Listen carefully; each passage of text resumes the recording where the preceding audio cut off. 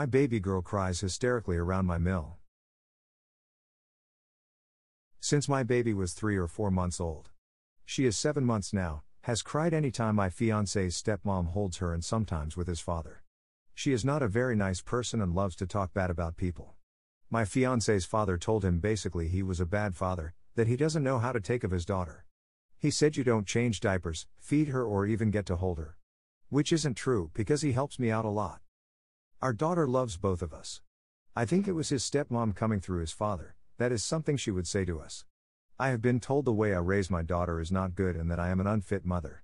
My mom watches her while we are both at work, because my mom respects my anxiety and wishes and is nice to both my fiancé and I. His real mom is sick a lot and is in and out of hospital, but even when she doesn't see her often, she doesn't respond hysterically. My cousin lost their baby a couple of years ago to SIDS at 4 months old and I have a lot of anxiety and trauma from that. His stepmom doesn't respect my wishes or understands my anxiety. They literally are sociopaths with their heads up their ass.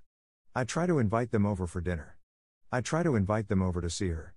They don't want to come to our house and with COVID I don't want my baby going everywhere. They refuse to come because they want her over their house and to spend the night. I don't do the spending the night because of my anxiety with SIDS. All of our family lives close, and no one else in our family complains about it. They respect our wishes and come over. His father and stepmom and grandma are on a high horse. This woman talks bad about both of us and will have the rest of his family side with her by telling lies. Back on topic. Can my daughter, since she was really little, sense that this woman is not good, or is a nasty person or doesn't like me, etc. with the way she cries hysterically in fear until she can't breathe? I can't trust her alone with them. She really is a stepmother-in-law from hell. I didn't know if babies could pick up on things. I listen to my daughter to protect her and she will not be left unsupervised with her. My finance and I are really happy and don't let them in the way of our relationship. We let them roll around in their anger.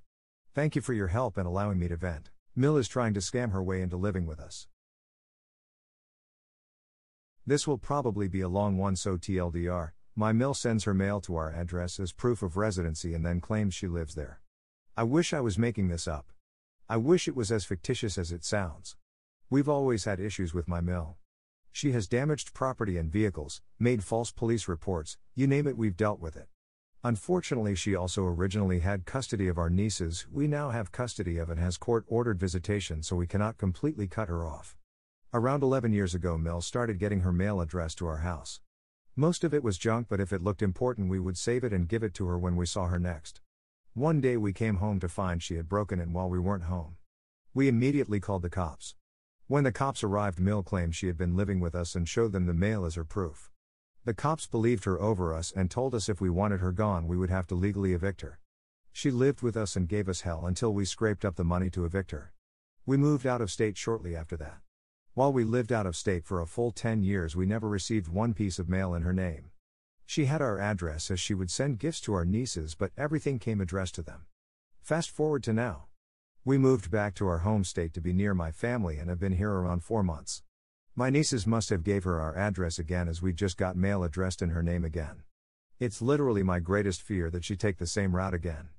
As of right now I've been marking all her mail as return to sender, addressee does not live here, and leaving them in the mailbox for the postman to pick back up. At least her physiological nature. Don't worry, after 16 years of marriage, I have plenty of stories. Early in my marriage, my wedding rings were stolen.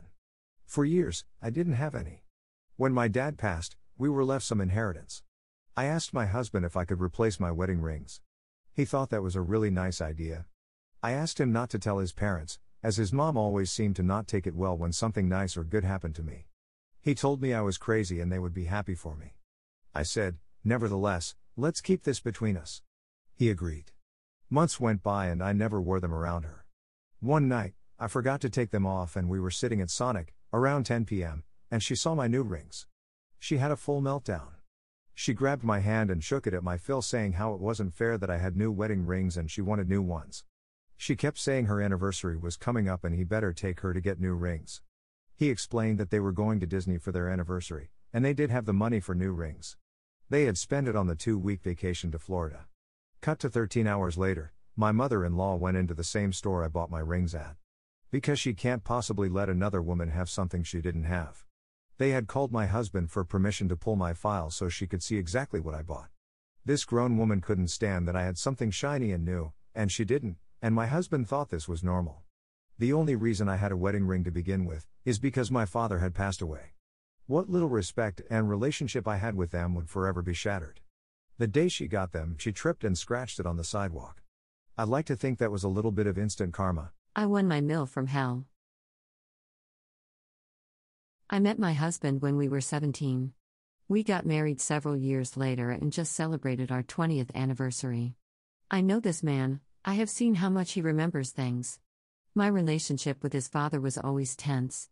With his mother, it seemed we were close, but about 7 years ago I realized she had never and would never consider me part of the family. This was at the point my husband and I had spent half our lives together, with a great future foreseen. I acknowledged the issue and tried to move ahead in a positive way to support my husband and allow my children to have access to their grandparents. Last Christmas there was a huge blow-up at the in-laws' house. His father started in on me, then his sister and finally his mom. When my hubby walked out of the room to pack our things and go home early, a 2-hour drive, his mother took a moment to say some of the most horrible things about me I have ever heard. Things about my personality, my parenting skills, my friendships, even my mother and sisters. I admit, I responded with one very unladylike sentence. Since that day, I have not contacted her nor communicated with her. The revenge, though, has been sweet. The boy she raised, who married me and has become an amazing man, is now in charge of the relationship with his parents. This means he, not I, sets up visits, buys and sends birthday cards, calls them every week or two. Or not. Because you see, this wonderful man is extremely forgetful, and doesn't plan ahead well. ADHD can be difficult that way. Every few weeks for 9 months I have heard him say things like, "Oh shoot, last week was their anniversary, wasn't it? I forgot to send them a card." Or, "Man, I haven't called my mom in a couple of months. Oh well, maybe tomorrow." I am not keeping him from anything. I would not have a problem with him taking our children for a visit. They have seen their paternal grandparents twice in 9 months. My parents live in the same town we do, so my kids have a good, strong relationship with their maternal grandparents. But I know him, I know me, and I know how our relationship has worked since we were 17. I have received a few emails asking if we are coming for a visit. This week we again received a card in the mail reaching out. They have called him a few times to try to set something up, but, as I could have told them, in our relationship, I am the one who finalizes most plans and whoops. Hands off for me. TL, DR hope my in-laws are enjoying their empty mailbox, unused guest room, and the phone that isn't ringing. Their son is over 40, they need to deal with him directly. Oh, too bad, ADHD. Gold? And no more relationship with my in-laws? It's like I've won twice. Thank you. Narcissistic Mill is ruining my mental health. My mother-in-law, who we will call Sal, and I, 21F, have been having major issues. It all started when she found out I was pregnant. Before that, we were super close and actually friends. I confided in her all of my trauma, heartbreaks and secrets. We were truly friends, which is what blows my mind about all of this. When she found out I was pregnant, she just stopped talking to me. I literally did not get any help or advice or anything about pregnancy from her. After I had my son, he had jaundice pretty bad. We were in the hospital for a week just so he could be on the light, but they really wanted us to go home, so they put in an order for an at-home Billy light. My partner decided to pick his mom up and take her with him to pick up the light. On the way there, she lectured him for not wearing a condom, and basics told him my son's name was stupid and was going to give him a hard time in life. We gave him 2 middle names, mind you, this is all before she even met him. When my son was about 6 months old, we were staying at her house because my partner's car had broken down and he was getting it fixed by his cousin who lived where she does. She gave him rice cereal, over and over again over the course of about a week. During this time, he stopped eating his formula. He didn't eat for 3 days and was so constipated he was screaming and crying every time he had to go. I told her I thought it was the rice cereal BC that was the only thing new introduced. He is on a rice starch formula to help with his reflux, and she told me he was eating less BC, he was getting real food. Again, he did not eat his formula for 3 days BC, he was so backed up.